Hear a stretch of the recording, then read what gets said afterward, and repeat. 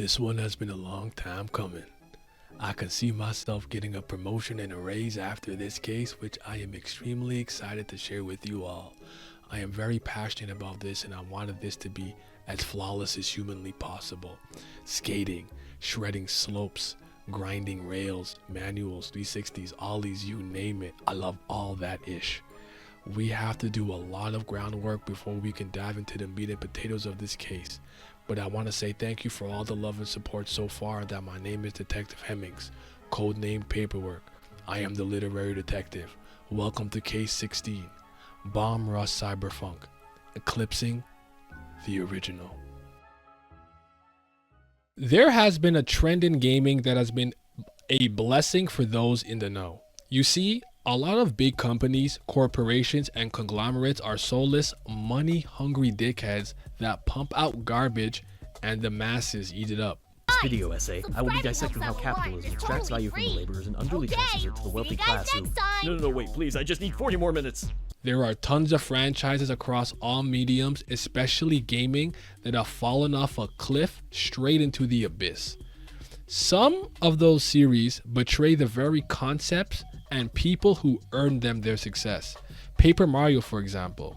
I have spoken about this in a previous video, but just bear with me for a moment. The first two Paper Mario games are fantastic, and while I like the third one, it took a huge departure from the gameplay of the first two.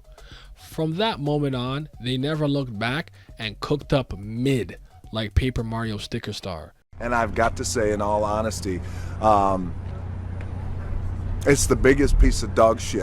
I remember being and feeling betrayed and frustrated, like the love, time, and money that I put into this franchise didn't care that I contributed to its success. I am sure die-hard Star Wars fans and other fandoms feel something similar. But this is where I think independent teams, and for the sake of this video, indie games, come to the rescue. They will make a spiritual successor in their own style that takes inspiration from popular intellectual properties we used to like and make something great. Not happy with the state of Sonic? Why not try Spark the Electric Jester? Because that game is awesome and does a lot of things better than Sonic and Sega Team ever did. I wasn't getting the Paper Mario experience that I wanted, that the Thousand Year Door gave me, which was my favorite game from about 2004 to 2020. But then in the panorama year, I played Bug Fables, the Everlasting Sapling, which ended up becoming my favorite game ever. I pretty much think it does everything better than TTYD. Maybe you're a Pokemon fan, but you're a Pokemon fan with more than 2 brain cells fighting each other. I don't want peace. I want problems, always! And instead of buying that absolute embarrassment of a game, Violet and Scarlet, you played indie monster tamer games or creature collection games such as Temtem, such as Pal World, perhaps Cassette Beasts, Koromon, or something like Nexomon Extinction. I used to love the classic Mario sports RPGs where you make your own character and try to become the best tennis or golf player. They stopped making them for the most part, but then we got stuff like Golf Story, stuff like Sports Story, which carry on that tradition in its own right, and a game that I hope eventually gets a sequel called Dodgeball Academia that also carries on that legacy. You may have been waiting for the next Castlevania, but you can just play the best Metroidvania ever made by Team Cherry, Hollow Knight. Now, why did I make you sit through all of that? He's an asshole. True, but I was setting the stage so you can understand my perspective when I bring up the most important games of my childhood that never got a third installment. But before that, I do have to bring up my love for extreme sports games. My favorite Nintendo 64 game is a video game called Snowboard Kids 2, and it's one of my favorite games in general.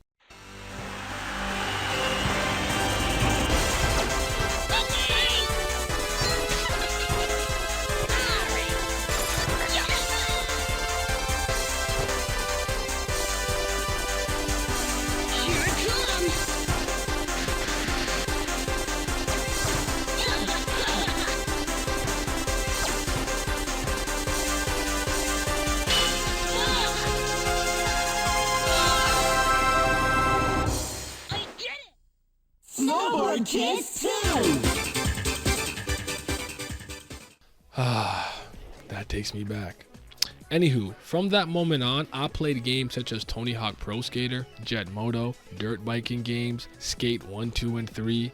In addition to that, I fell in love with the SXX franchise, SXX Tricky and SSX 2012 being my favorite of the bunch. Lastly, one of my 30 favorite video games ever. It did have 2 installments before this called Ollie Ollie 1 and Ollie Ollie 2, but it's called Ollie Ollie World. If we're grinding rails, doing big air tricks, or risking our lives to pull off sick moves, Naya Hemmings is involved. Son of a bitch, I'm in. And that brings us to one of the most important games of my childhood from the Y2K era. Just to quickly explain, Y2K, which is short for year 2000, has become a broad term that describes the societal zeitgeist of the world between the late 90s to the early 2000s. It was all about hardware, design, a certain type of futuristic fashion, and future technology. This game expanded my taste in music.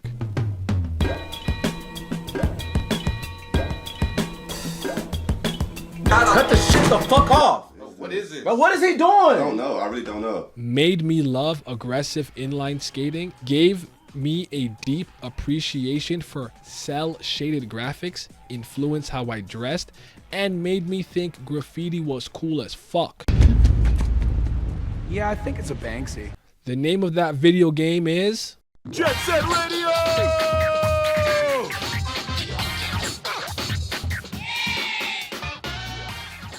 Good lord, this game was so freaking cool. We grinding, we doing tricks, we listening to sick beats, we fighting the police, we tagging the streets of Tokyo while Professor DJ K is giving us, the GGs, the rundown of what's really happening in the streets.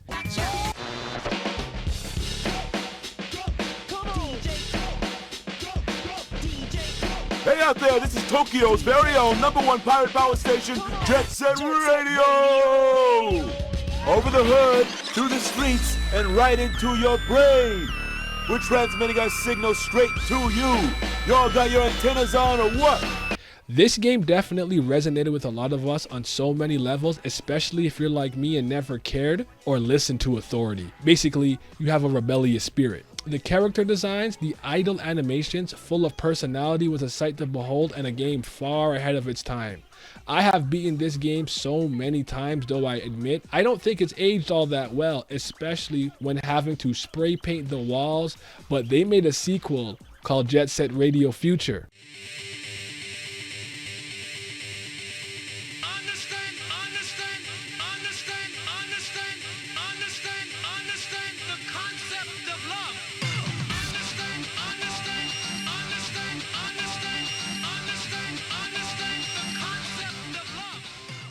A much better gameplay experience for sure. I like the aesthetics and the vibe of the first game way more though. But Jet Set Radio Future was a solid game that kind of retells the first game in a different way and changed some of the designs and names of characters like Piranha to Boogie. That being said, while Sega's bum ass only now announced a Jet Set Radio 3, they took too damn long. I'm capping like shit, boy. I'm finna play that. I genuinely think they felt threatened by a small independent company that emulated that entire style, swagger, music, and aesthetic. The name of that small team is called Team Reptile. Team Reptile is one of my favorite indie developers and has no misses as far as I know. Back in 2013, they made this super dope video game called Lethal League. Lethal League is a 2D arena fighting game in which up to 4 players face off against one another in an arena. The goal is to hit a ball back and forth and have the ball hit other players until there's only 1 player left. With each consecutive hit, the ball speed will increase, making it harder and harder for the other players not to get hit and hit the ball back. After making Megabyte Punch, which is a good game, just my least favorite one they made, and I never owned it, they made a sequel to Lethal League called Lethal League Blaze.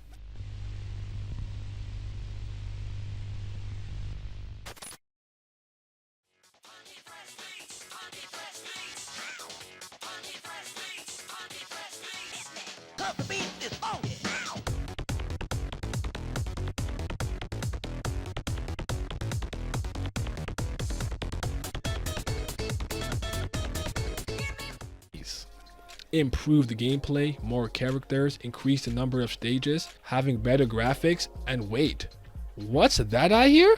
Ain't nothing like a phone game. Hideki Naganuma, the main composer for Jet Set Radio? Look at this cel-shaded style of graphics. Doesn't it remind you of an aforementioned game in this video? Jet Set Radio, perhaps? There is even a character named Jet, who is my main in Lethal League Blaze, who uses inline skates as her movement style. An obvious homage and reference to JSR. You can tell this company had a lot of love for that series and they paid homage to it in this game. Since you would only see JSR in Sega crossover games, primarily the main female and male lead, Gum and Beat. A horrible Sega tennis game, a racing game, and whatever the else effing nonsense they have been in. But as an aside, I do want to say this and give credit to this game. I truly believe Sega All-Stars Racing Transformed is actually a magnificent game and I highly recommend it. Moreover, Sega even rejected pitches and concepts for a new Jet Set Radio some game designers were chomping at the bit to make. I believe it was called Jet Set Radio Evolution for the Wii. So Team Reptiles took matters into their own hands and made a fantastic spiritual successor that I think is better than both games. Fine. I'll do it myself. Please like the video, subscribe, tag that bell with your spray paint or else your mom eats sand off the beach with a wooden spoon. I've seen her do it. Oh, you hit the like button. Okay, no, I didn't see her do that. You good. With this, we can finally get to the main part of this video. How Bomb Rush Cyberfunk surpasses its inspirations. Let's finally talk about BRC.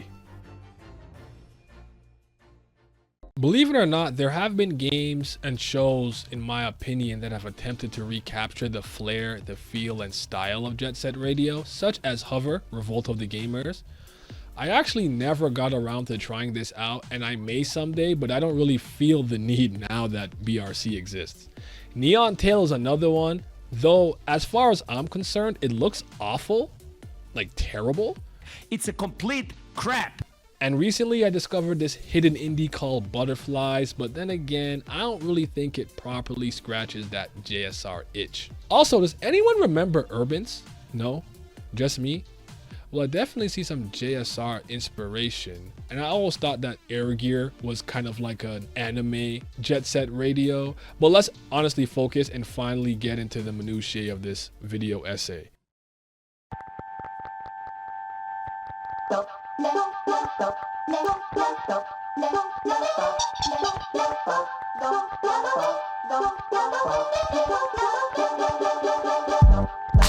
Okay, so for all you riders out there coming up, spread across the 5 boroughs, this one's for you. There's a new kid around, and he is in your business. Word says he's lost his head. He might be coming for yours next.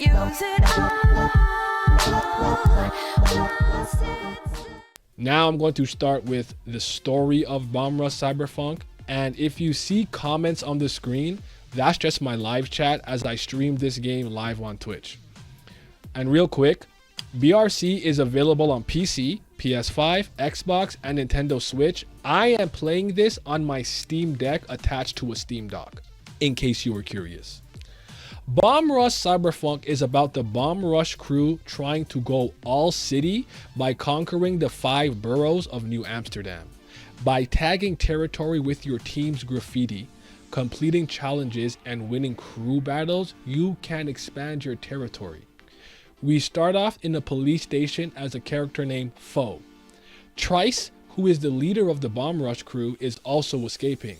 You escape with him as the game teaches you very basic things, and it ends with DJ Cyber cutting your head off with a vinyl.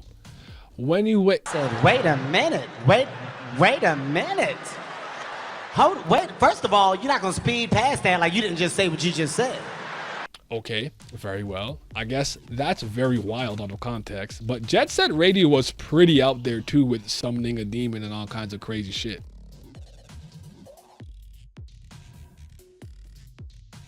The game's narrative establishes very early that in this universe, you can become a cyborg, a robot, switch body parts, and things of that nature. So to me, it wasn't jarring.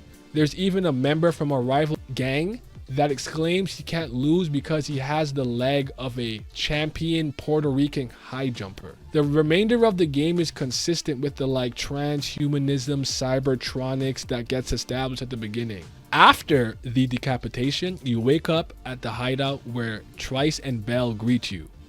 Now you have a cyberhead gifted by the Flesh Prince. Keep him in mind later. We will circle back.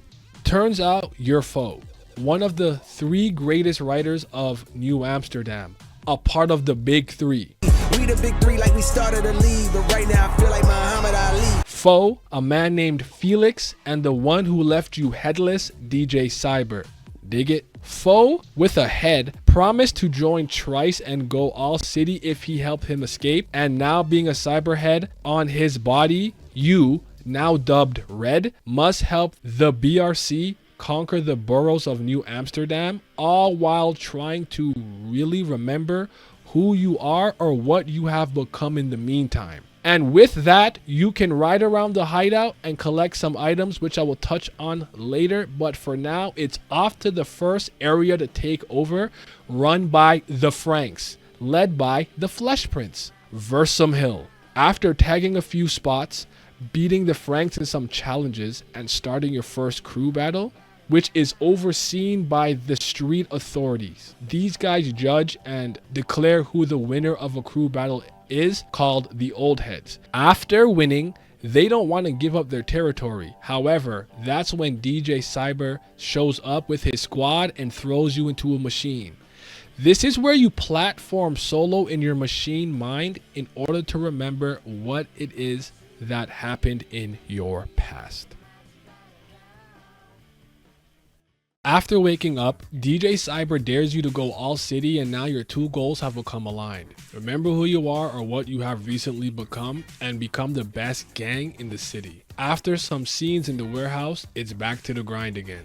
Now, back in the main hub of the city, Millennium Square, this is where you have to face off against a group called Eclipse, who has the most territory, though they actually own Brink Terminal. Their whole gimmick is that they do astrology. So they're just women.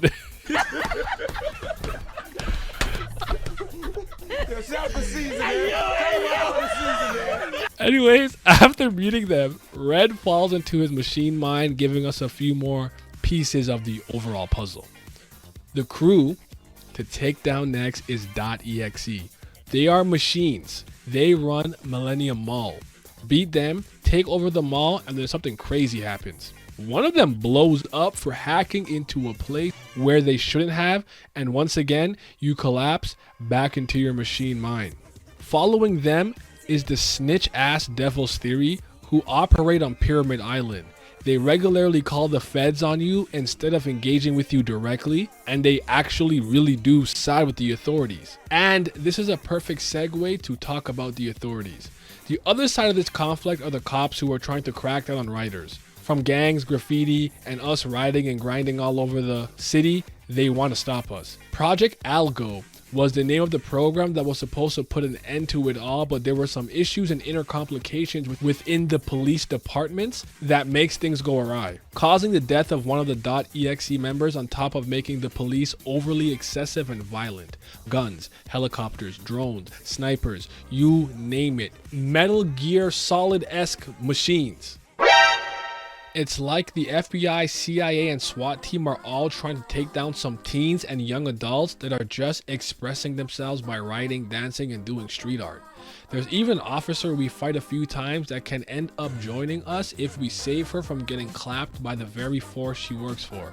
But after taking them out, we learn DJ Cyber is actually on our side. We learn who we really are and who the true enemy is. It's one of the big 3. We head back to Matan to take on DJ Cyber Squad Futurism, and after doing that, we get back our real body, take down the big bad, and we're all city, baby. And because you're an idiot, you don't care. Nah, yeah, the gang. Now, Felix, you betrayed me first. Not my problem. Yeah, we back, baby. No, all city king. And that's the story in a nutshell. I actually think the story is perfectly serviceable for this game, and I don't really have any issues with it.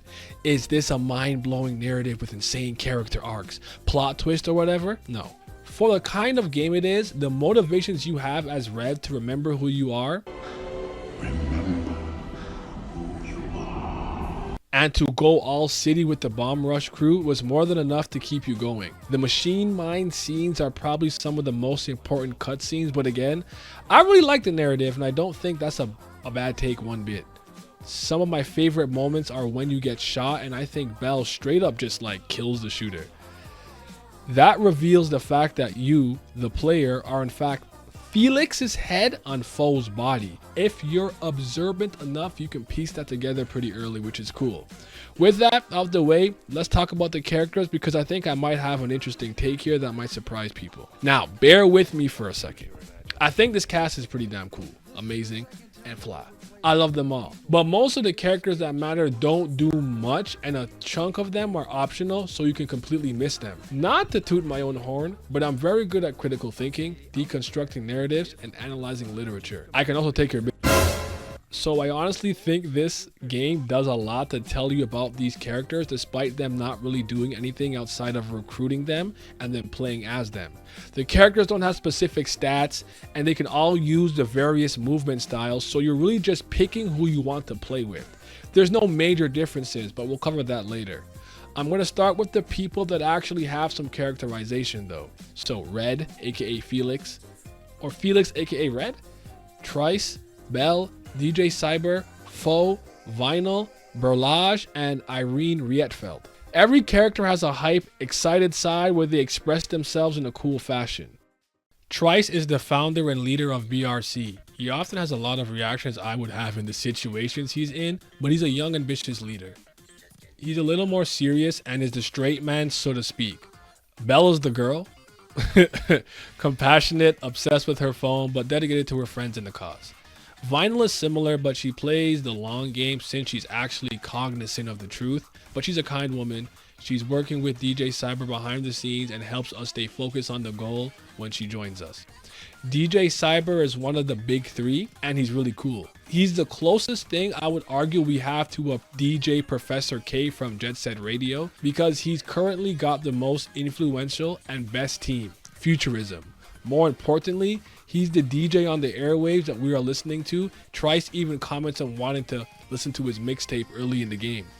However, he's not as impactful or playing the same role as Professor K, but he's even the reasons you get your memory back.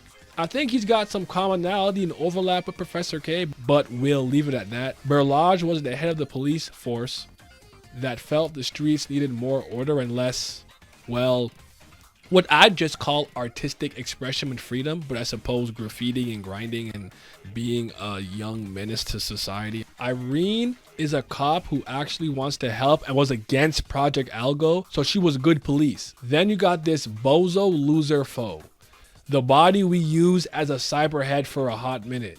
He is literally a baby who's mad that his dad was a cop, which made him think people wouldn't respect him because he wasn't really street like that. So he tried to kill Felix, the best writer of the big three. Motherfuck the big three, nigga, it's just big me, nigga. Felix went all city, dolo, with no boost pack. Felix, aka Us, or the main character of Bomb Rush Cyberfunk, is a chill dude with the ambition to be the best. This doesn't leave him even when his memories are hazy. He wanted to go all city, and he does, but this time with a crew, which held more meaning to him. Now I'm sure you've noticed that none of the explanations that I just spouted out were long or particularly detailed. Now here's the thing. I think this game does a great job of combining small things to make you like, understand, and see the differences between characters. Their clothing choice, voice lines when doing tricks, their default traveling style, how they act when you recruit them, their idle animation. I admit there isn't much beyond that, but it's there if you're looking. I wouldn't lie and say, wow, so deep, very amazing characterization and character arcs, but I genuinely think you can understand these characters, how they express themselves, and who they get along with and who they are. It's implicit, it's subtle, but it's there. The other characters are Solus, Coil, Rave, Shine, Rise, Mesh, Base, J, Futurism, .exe, Old Heads, Devil Theory, The Franks, Benny the Taxi Driver, and the Flesh Prince. I'm not going through every character, but I want to touch on my favorite 6. But first, the Flesh Prince, an obvious homage and reference to Will Smith. Look at Will Smith. He didn't plan that. That just happened. What? He didn't plan that. It just fucking happened. Keep my white name out your mother, He didn't fucking plan that. Keep my white name out your mother, The Fresh Prince of Bel-Air. He can attach and detach different body parts and cybernetics to people, just like the team the Franks. They all have Frankenstein-like bodies from all the modifications. Jay and Base are actually Jet and Switch from Lethal League Blaze, but slightly repurposed for this game. They are DLC characters, and I'm not sure why they have different names, to be honest, but they are a really cool addition. My 6 favorite characters are Vinyl, Mesh, Coil, DJ, Cyber, Shine, and my UK queen, the legend, the baddest bitch in the game.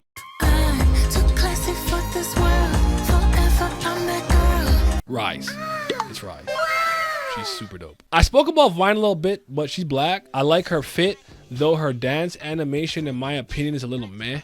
Mesh is one of the characters I want to cosplay as. I like his cheerful smile and disposition, and he kind of dresses like me, at least in the summertime. But he's got a fucking Nintendo 64 attached to his eyes, whatever that visor thing is. Like, you look silly to me in that. Coil has a deep voice, looks cool, has a sick dance, and the way this nigga says, hella clean, be moving me. Also, the cosplay potential is there. Now we're the top 3. The big 3. DJ Cyber. I didn't like this guy originally because I thought he was the ops, but the whole time he was trying to help you get your memory back. He grew on me over the course of the game, and was the first post-game optional character I went to unlock. Dig it? Can you dig it? Can you dig it? His swag is undeniably unique. I fuck with the mask. It's kind of silly. Him having like literal Destructo disc vinyls on his sleeve is so raw to me. Shine is the second baddest bitch. I love her aesthetic and vibe. She was my favorite character for a minute. She kind of reminds me of Ice Spice for some reason. I really don't know why. But let's talk about the GOAT.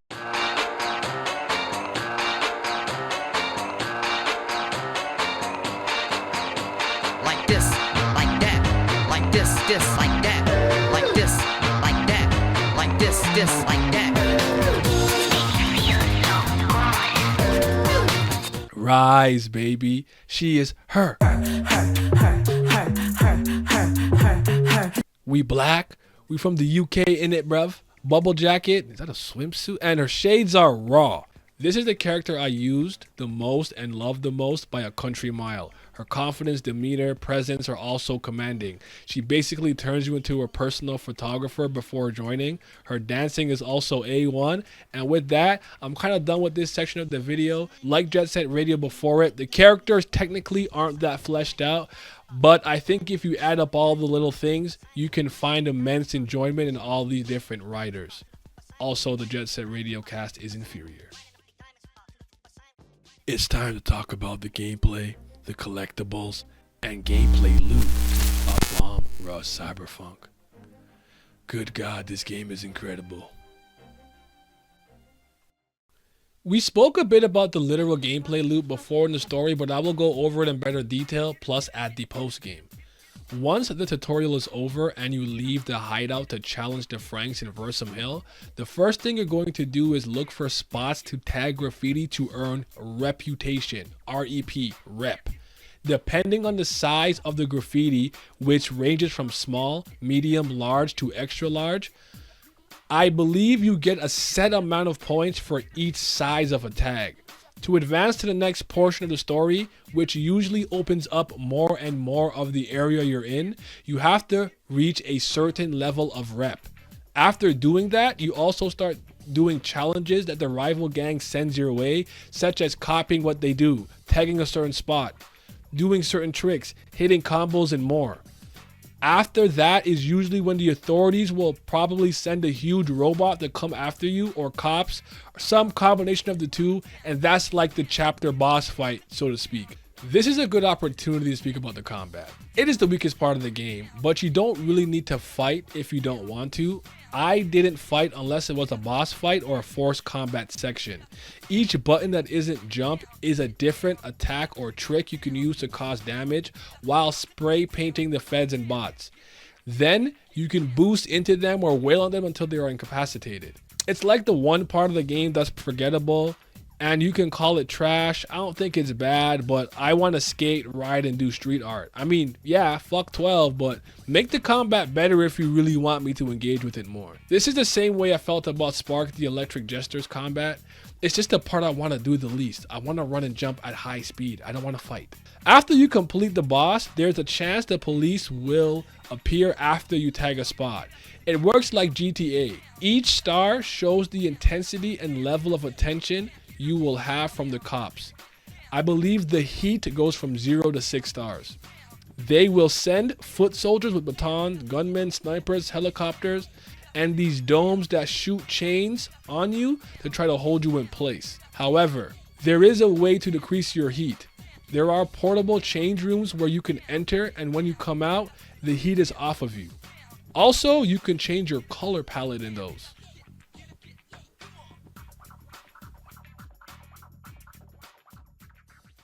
Let's just detour for a sec. In each area, you can find stuff. But why? Why would you do that? Why would you do any of that? Seriously, that's what it's called. Stuff. Fair enough. These are optional collectibles that I believe the game incentivizes you to find. I haven't found literally every single collectible, but you can find bikes, skateboards, inline skates, color palettes for certain characters, songs, and different graffiti. Yeah, I think it's a Banksy. You can change the type of bike, skates, or board at the hideout. Plus, like I said, you can swap colors, but you gotta find them for most characters. Back to the gameplay loop though. After beating the boss and having the cops ready to beat your ass, you finish off the area with a It's time for a death battle! No, a crew battle. Do tricks, grinds, combos with the homies against a rival crew, and winner takes the area. These battles, like I said before, are overseen by the old heads. After kicking their asses, you now own that area, and the chapter always ends with Red collapsing and or just going into his machine mind.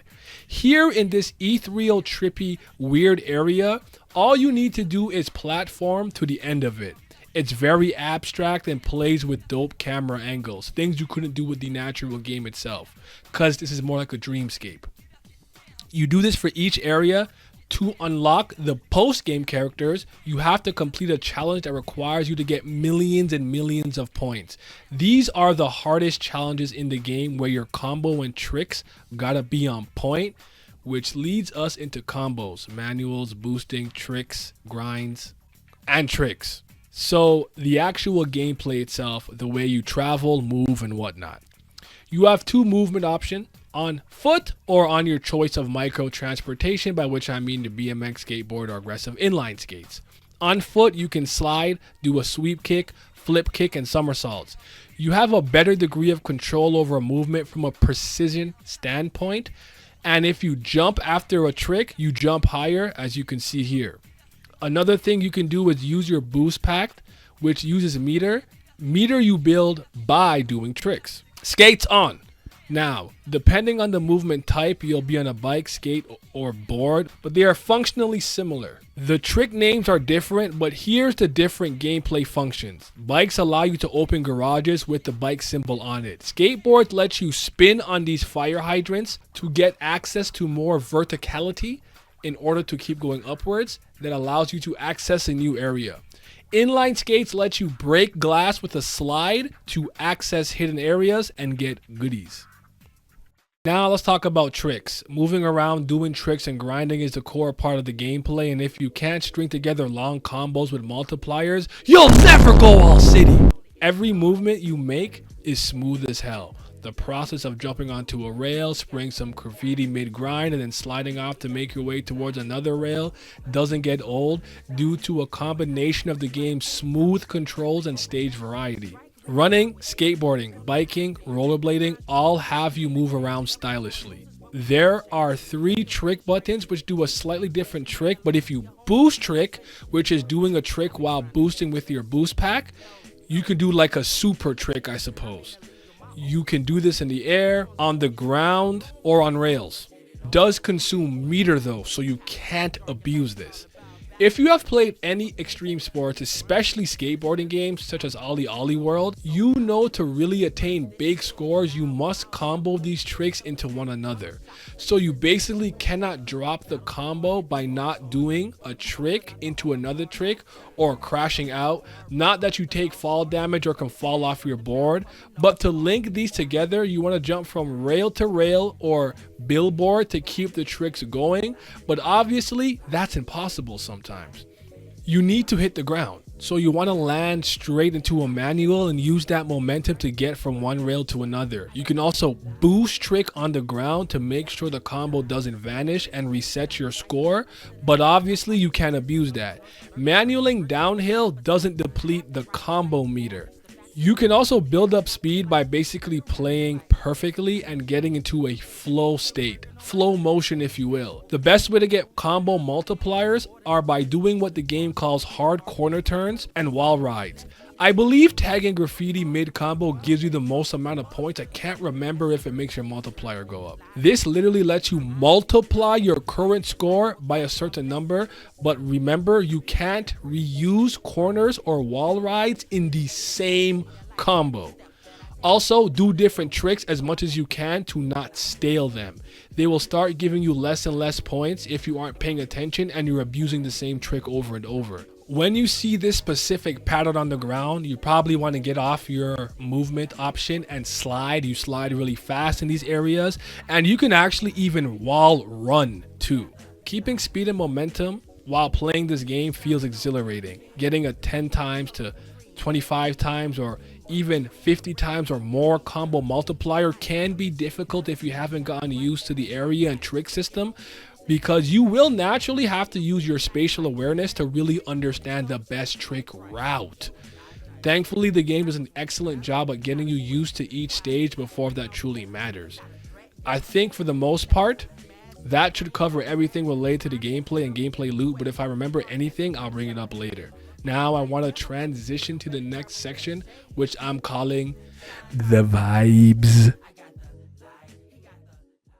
The personal ambience, energy, style, flair, vibe of this game is, in my opinion, one of its main draws. Let's talk about it. Music, aesthetics, and game feel. Let's talk about it. I will start by saying I find the areas in the game to be brilliant. I love them all, but specifically the Millennium Mall and Pyramid Island. The mall is such a dope place to wreak havoc in, and I honestly think Pyramid Island is one of the coolest locations in a video game ever. You actually gotta take a ferry to get there. Brink Terminal, I do want to say, and certain parts of certain stages definitely take a lot of inspiration from Jet Set Radio. Like, Brink Terminal looks very similar to Shibuya Terminal. Team Reptile stage designers are most definitely prodigies at level design. Not only is moving around each stage an absolute joy, but the actual structure of the game's content is perfect at teaching you how to take advantage of the terrain to move around efficiently or map out how you want to do tricks and keep your combo going. I love cel shaded graphics, the fashion sense, and Y2K aesthetics so damn much. It's perfect for me. One thing I absolutely mark out over is when we use older styles of graphics, but with a modern presentation. I'm thinking of 8-bit, 16-bit graphics, but in that high-bit, cleaner style. So the low poly style here is cleaned up for contemporary audiences, and this game executes this masterfully. I guess I should have brought this up in the gameplay section, but you can dance. Dancing actually does have in-game functions, like starting a dance at a cipher spot to switch characters, or getting down by the taxi sign so Benny can pick you up. This is the fast travel. Sometimes you need to do the right dance when trying to start optional recruitment quests. I just like dancing to express my inner rebel, and at random times I honestly might just bust a move to the beat. I genuinely think this game's vibe makes players want to do that and express themselves however they personally see fit. Even taking pictures on your phone, which you can do while moving, gives the feel that you are recording your own tricks and graffiti, whether it's a selfie or a normal pictures, with filters even, that you'd ideally upload to something like Instagram. I honestly think it's a great touch. The phone is also a map, by the way, that shows you the fast travel locations, cipher spots, and change rooms to change colors so you can remove heat. Tag spots too after finding the area's memory card. Usually you'll find it after you beat an area in the story mode. The map is very helpful and even has all the various graffiti you have collected, so you can follow the directional input prompt in order to display that art. But now we get to something I'm so happy to share. The tune them. That needs music. The music in this game is absolutely top tier. The zenith, the pinnacle, goated. A wonderful blend of styles from different places and musicians from all over the world.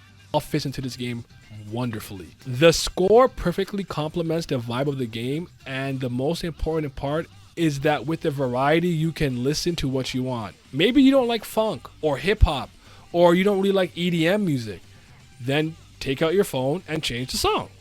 I just wish you could make a playlist, but I genuinely think the OST is fire, and I have to share my favorite songs so you can feel the sound waves take over your very being and help you ascend. So here are my top 5 songs. Please enjoy this section where I attempt to be a artsy-fartsy content creator and be creative by showcasing the best music in the game to me in the form of a music video section. Please use the timestamps and chapters to skip any parts you don't want to hear, or if you heard enough of a certain song, or I suppose the entire section if you're an asshole. My honorable mention, or number 6, would be Watchyaback by WEV Wev. Great song, love it.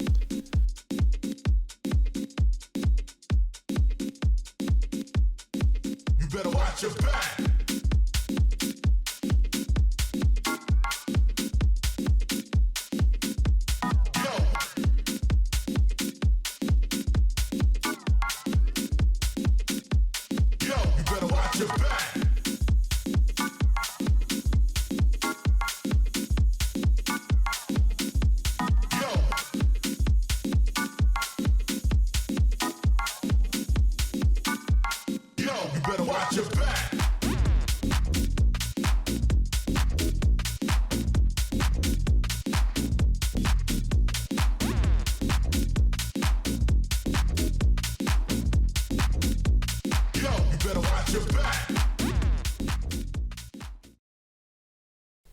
At number 5, we got Operator by GRRL. GRRL, I'm not sure how to pronounce that.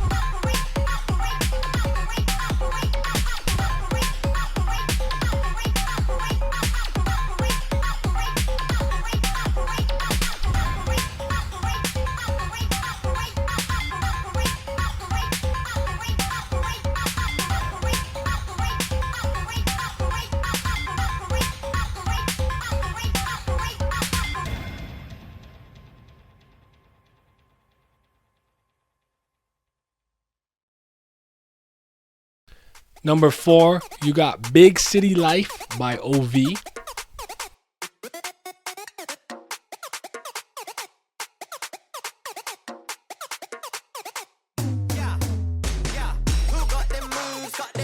We got the strategy, do it all night, do it all day, no wasting time. We got the crew, get ready for the ride. We got them moves, got them vibes. We got the strategy, do it all night, do it all day, no wasting time. We got the crew, get ready for the ride.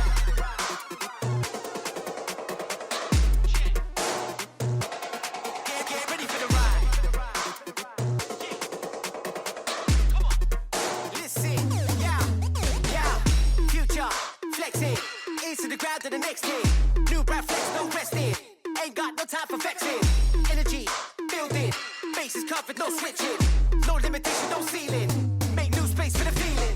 We got them moves, got them vibes. We got the strategy, do it all night, do it all day, no wasting time. We got the crew, get ready for the ride. We got them moves, got them vibes. We got the strategy, do it all night, do it all day, no wasting time. We got the crew, get ready for the ride.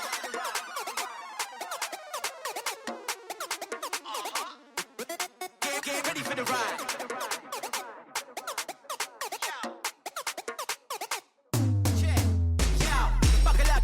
the ride. Get set for the vibe unfolding. See life like an action sequence. Put it down, let the beat start rolling. Upload to the mainframe. I'm on the satellite holding in. I see my people stepping it up now. Download that, we go with it. We got them moves, got them vibes. We got the strategy, do it all night, do it all day, no wasting time. We got the crew, get ready for the ride. We got them moves, got them vibes. We got the strategy, do it all night, do it all day, no wasting time. We got the crew, get ready for the ride. We got them moves, got them vibes. We got the strategy, do it all night, do it all day, no wasting time. We got the crew, get ready for the ride. We got them moves, got them vibes. We got the strategy, do it all night, do it all day, no wasting time. We got the crew, get ready for the ride.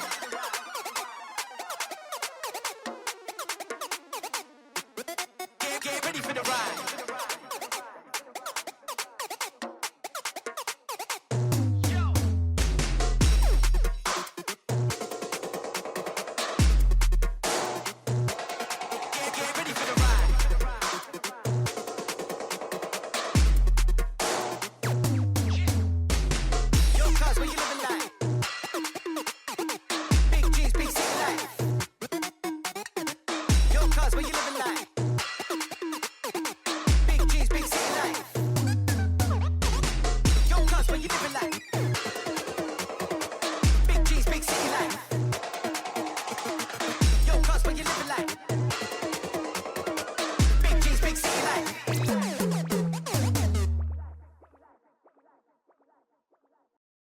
Number 3, I Wanna Know, to Mello, who also worked the Jet Set Radio.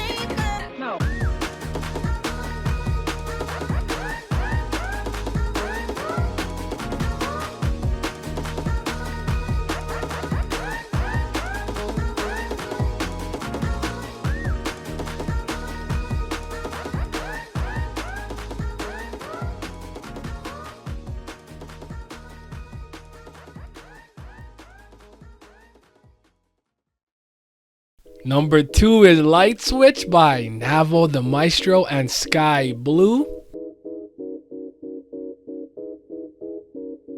We only getting started. Yeah, I got the light. He got the light. We got the light. What you know about it? So much light. More light than a spike in your power bill.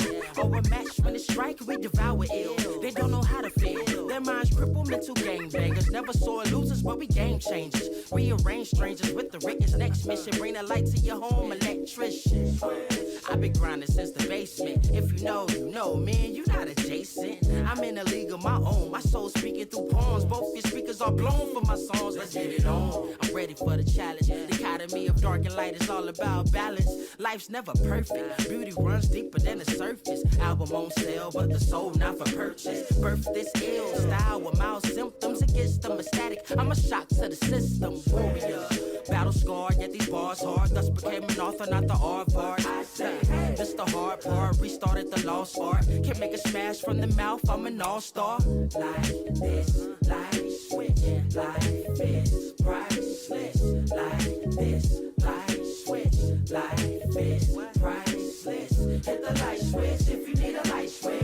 Like this, right quick for the night shift. I got the light, he got the light, we got the light switch. Sacrifice a ticket to the afterlife. My mission is a done on earth. Alert the jerseys versus fuel my appetite. I have the right insight. World needs the facts of life. Healthy as an apple slice. This what real rappers like. International. Took a vacation. Still working on my sabbatical. Casual but tactical. Listen up, please. I'm more than a chess piece. Pawn starving a bargain for scraps while the rest eat. Left me to fend for myself and I conquered where the wild things are with the monsters. As the earth keeps turning, lies keep turning. My eyes see burning. Fire desire with quiet. I'm blessed as 3 sermons. Speaking that breeze, the feet vermin. Billie Jean, you can see the light. Every step that I take, walk with a glow kept to my fate.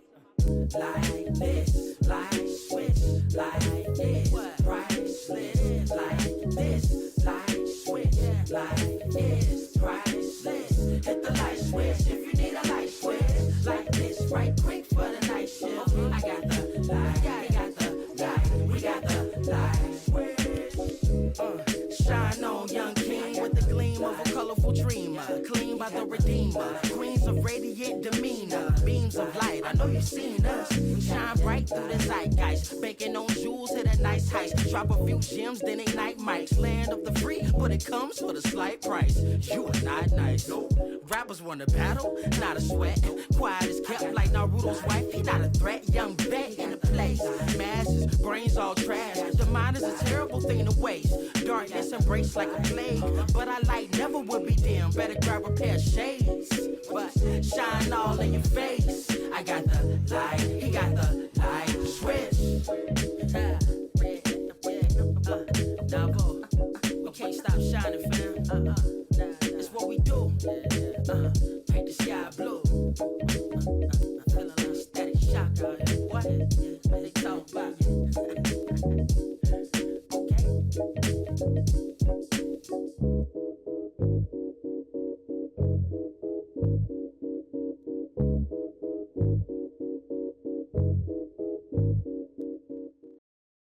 Don't argue with me. The best song in the game.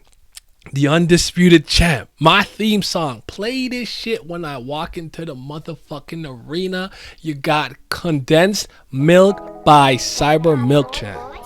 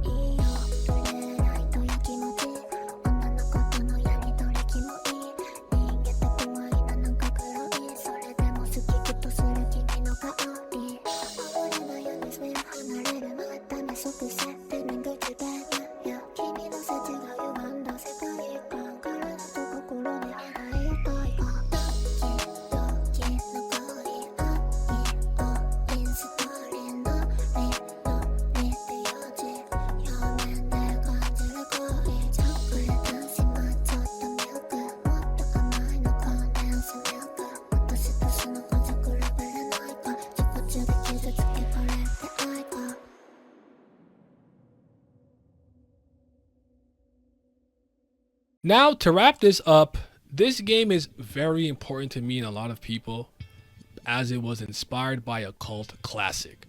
But the controls of Jet Set Radio did not age well. I believe Jet Set Radio and Jet Set Radio Future to be inferior to this game, and I even think the music is worse overall, but I still love both soundtracks, or all three soundtracks. I will always love Jet Set Radio and Jet Set Radio Future, but they didn't age the best. And I will obviously play the third one when it drops. I'm excited for it. But I think it's obvious to anybody being impartial, unbiased, and objective that BRC is the superior game overall from top to bottom. It doesn't mean you can't revisit Jet Set, but Team Reptile took that team's entire swag and turned it into their own. I highly recommend you play this game. And if you got this far, I am supremely grateful. I know this video was supposed to be out a long time ago, but I kept trying to make it better. Team Reptile really took the torch Sega had with JSR and ran with it. It's your move, Sega team. I am so freaking tired and exhausted, so this conclusion won't be long. Drop one of your favorite extreme sports games, skating, snowboarding, whatever the case may be, in the comments so I know you watched it this far all the way through. And thank you so much for getting through this video. Like, subscribe, share, comment, stay safe. Case closed. Be well, everyone.